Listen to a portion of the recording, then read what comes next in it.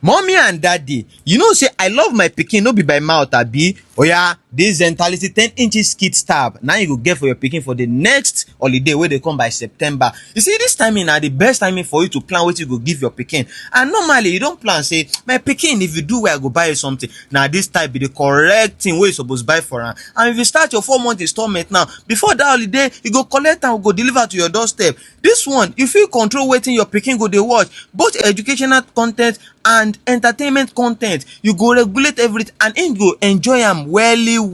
This one na 8 gig RAM and 512 gig ROM. Yes, the storage na 512.